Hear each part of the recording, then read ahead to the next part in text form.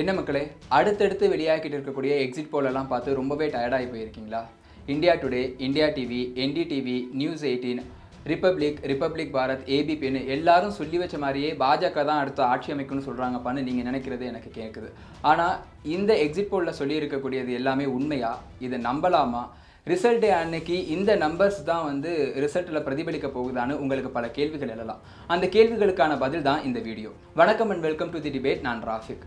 India சுதந்திரம் அடைஞ்சதுலேருந்தே இங்கே பல தேர்தல்கள் நடந்திருக்கு. ஆல்மோஸ்ட் எல்லா தேர்தல்களுக்குமே வந்து எக்ஸிட் போல்ஸும் வெளியாகிருக்கு. இந்த எக்ஸிட் போல்ஸில் இருக்கக்கூடிய முடிவுகள் எல்லாமே ரிசல்ட்டை அப்படியே பிரதிபலிக்குமா அப்படின்னு கேட்டால் இல்லைன்னு சொல்லலாம். அந்த மாதிரியான ஒரு 6 சம்பவங்களை தான் இன்றைக்கி நான் பட்டியல் போட போகிறேன். முதல்ல பார்த்தோம் அப்படின்னா 2004 மக்களவைத் தேர்தல். அப்போ பிரதமராக இருந்தவர் வாஜ்பாய். அதே 2004ஆம் ஆண்டுக்கு முன்னாடி நடந்த ஒரு 3 மாநில சட்டப்பேரவை தேர்தல்கள் இருக்குது. ராஜஸ்தான், மத்திய பிரதேஷ், சத்தீஸ்கர். இந்த 3 மாநிலங்கள்லையும் பாஜக என்ன பண்ணுறாங்க அப்படின்னா மெகா வெற்றி வந்து பெறாங்க. இதுக்கப்புறம் வாஜ்பாய் என்ன நினைக்கிறார் அப்படின்னா, நம்ம ஏர்லியராகவே ஜெனரல் எலெக்ஷன் கண்டக்ட் பண்ணிட்டோம் அப்படின்னா ஈஸியாக இதே சென்டிமெண்ட்டை யூஸ் பண்ணி எலெக்ஷனில் ஜெயிச்சிடலான்னு நினைக்கிறாரு. அதற்காக முன்னாடியே தேர்தலும் வந்து நடத்தப்படுது. அப்போ எக்ஸிட் போலில் என்ன சொல்றாங்க அப்படின்னா 230லிருந்து 275 தொகுதிகள் வரைக்கும் என்டிஏ கூட்டணி ஜெயிக்கிறதுக்கு வாய்ப்பு இருக்கிறதா கருத்து கணிப்புகள் வந்து வெளியாகுது. ஆனால் ரிசல்ட் டே அன்னைக்கு எல்லாருக்கும் பெரிய ஷாக். ஏன் அப்படின்னா அன்னைக்கு ரிசல்ட் டேல பாஜக ஜெயிச்சது வெறும் 138 தொகுதிகள் தான்.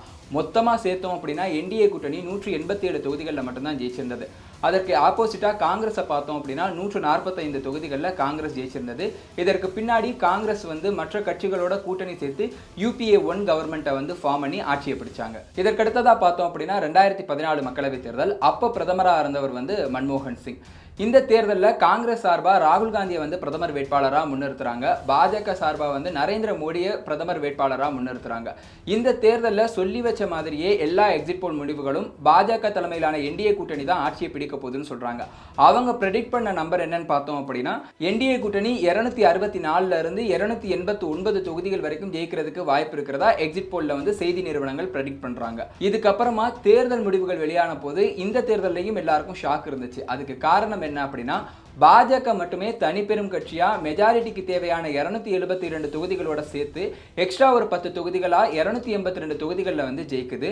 மொத்தமா பாஜக கூட்டணியா சேர்த்து பார்த்தோம் அப்படின்னா என்டிஏ கூட்டணி 336 தொகுதிகளில் வந்து ஜெயிக்கிறாங்க. அப்போ எக்ஸிட் போல்ல மேக்சிமம் என்டிஏ கூட்டணி 289ன்னு சொல்லியிருந்தாங்க.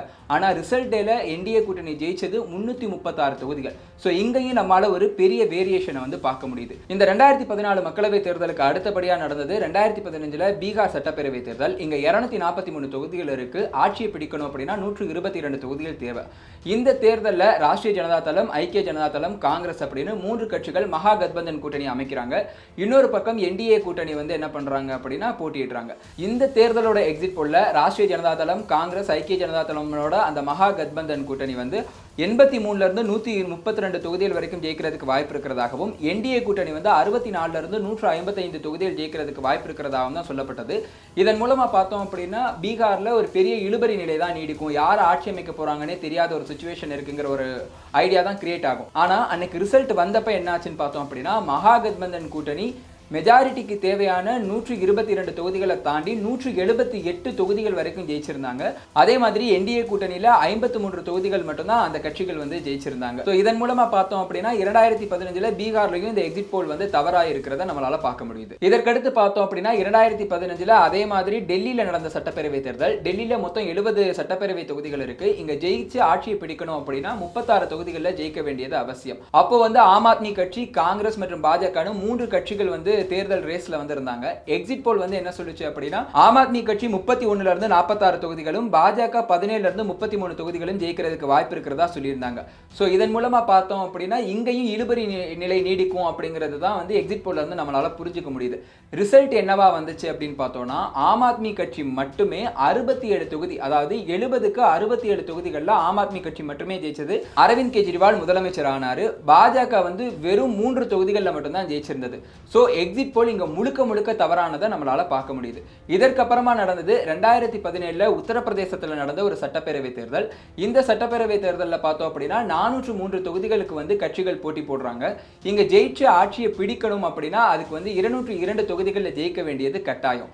இந்த முறை என்ன ஆகுது அப்படின்னா என்டிஏ கூட்டணி தான் உத்தரப்பிரதேசத்துல ஆட்சியை பிடிக்க போகுது அப்படிங்கறதா எல்லா செய்தி நிறுவனங்களுடைய எக்ஸிட் போல் கருத்து கணிப்பு முடிவா இருக்கு. ஆனா அவங்க என்ன சொன்னாங்க அப்படின்னா 155ல இருந்து 285 தொகுதிகள் வரைக்கும் தான் என்டிஏவால ஜெயிக்க முடியும்னு கருத்து கணிப்பை வெளியிடுறாங்க. ரிசல்ட் வந்த அன்னைக்கு என்னாச்சு அப்படின்னா பாஜக 312 தொகுதிகளில் ஜெயிச்சு வந்து அங்கே ஆட்சியை பிடிக்கிறாங்க.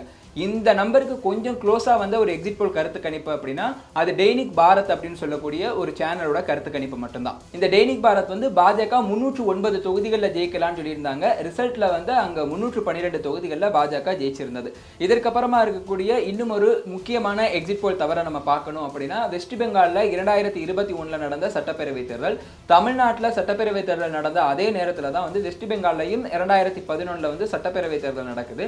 இந்த சட்டப்பேரவை தேர்தல் மூலமா 294 தொகுதிகளுக்கு அங்க வந்து வாக்குப்பதிவு நடக்குது. இதுல ஒரு கட்சி ஆட்சியை பிடிக்கணும் அப்படின்னா 148 தொகுதிகளில் வந்து ஜெயிக்க வேண்டியது கட்டாயம்.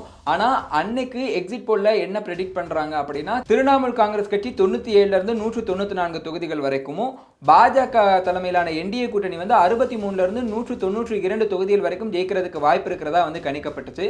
ஆனா ரிசல்ட் டேல என்ன ஆச்சு அப்படின்னா திரிணாமுல் காங்கிரஸ் வந்து 215 தொகுதிகளில் வந்து ஜெயிச்சாங்க. அதே நேரம் என்டிஏ கூட்டணியால வெறும் 77 தொகுதிகளில் தான் ஜெயிக்க முடிஞ்சது. சோ எக்ஸிட் போல்ல மேக்ஸிமமா கணிக்கப்பட்டிருந்தது திரிணாமுல் காங்கிரஸுக்கு 194 தான். ஆனா அதை விட கிட்டத்தட்ட 20-21 சீட்டுகள் கூடுதலா வந்து என்ன பண்ணிருக்கு அப்படின்னா திரிணாமுல் காங்கிரஸ் ஜெயிச்சு அங்க வந்து ஆட்சியை பிடிச்சிருந்தாங்க. இந்த மாதிரி சுதந்திர இந்தியாவோட தேர்தல் வரலாற்றுல பல நேரங்கள்ல எக்ஸிட் போலோட கருத்து கணிப்புகளுக்கு முழுவதும் அப்படியே ஆப்போசிட்டாவோ இல்ல வந்து பொருந்தாத மாதிரியோ வந்து பல தேர்தல் முடிவுகள் வந்து வெளியாகி இருக்கு. ஸோ இந்த தேர்தல்லையும் பல எக்ஸிட் போல்ஸ் வந்து இப்போ வந்திருக்கு. அது எல்லாமே தேர்தல் முடிவுகளில் எதிரொலிக்குமா அப்படிங்கிறது நமக்கு தெரியாது. ஸோ மக்கள் என்ன தீர்ப்பு கொடுத்துருக்காங்க அப்படிங்கிறத ரிசல்ட் டே அன்னைக்கு ரிசல்ட்டை பார்த்து தெரிஞ்சுக்கலாம்.